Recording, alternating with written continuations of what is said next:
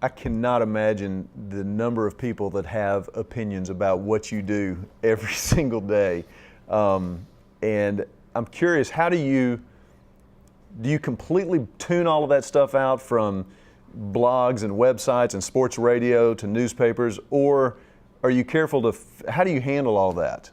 Well, it's interesting. You've got a few opinions at the church too now that you deal with. So when I asked Coach Royal about some of that early too, and I don't want to keep going back to him, but he's been a great source of information for me. And I asked Coach Royal, why is this job so important? Why is it so good? And what's the best thing about it and what's the worst thing about it? And he said the best thing about this job is 20 million people in the state of Texas care about what happens with Texas football every day. And I said, what's the worst thing? And he said, 20 million people care about what happens at the University of Texas in football every day. And he said, I don't mean just in the fall.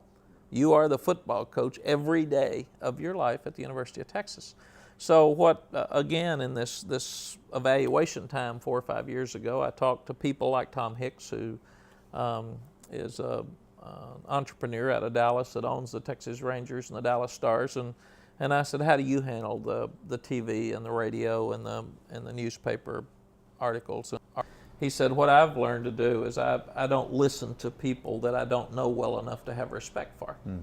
So he says, what I do is I pick 4 or 5 different people that I really respect, and I ask their opinions, and those are the opinions that I evaluate and use.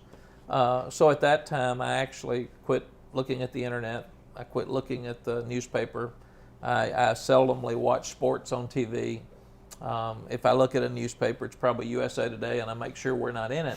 And it's not that I'm afraid to see what they said, but if at any time something really positive makes me get more complacent or allows me to, or really negative might change my thought process toward what we felt like was the best thing to do as a staff, then I thought it would be unfair. The other thing, I didn't want to be angry at a writer who decided to write an article he felt was true, and that was his job, his right, and it wasn't fair for me because it said something that wasn't flattering about me, that I'm angry at him. So I really felt like, again, let's get away from the attention for me. Let's quit talking about whether people like me or dislike me. Let's really study this. We know more about this than most people that are having opinions. So let's do what we feel like is right, and let's go to work and not worry about all the opinions. It's interesting because you've said that you made a conscious decision to be happier and figured out more who you were, and in that, it became less about you. Yes, no question, it was. And I never, what an awful thing to think that you're in anything for you, or you're egotistical, or you're arrogant, or you're all these things you worry about. I didn't think I was any of them, but for some weird reason, I felt like that the pressure was on me to win all the games, and then I realized that I wasn't even playing.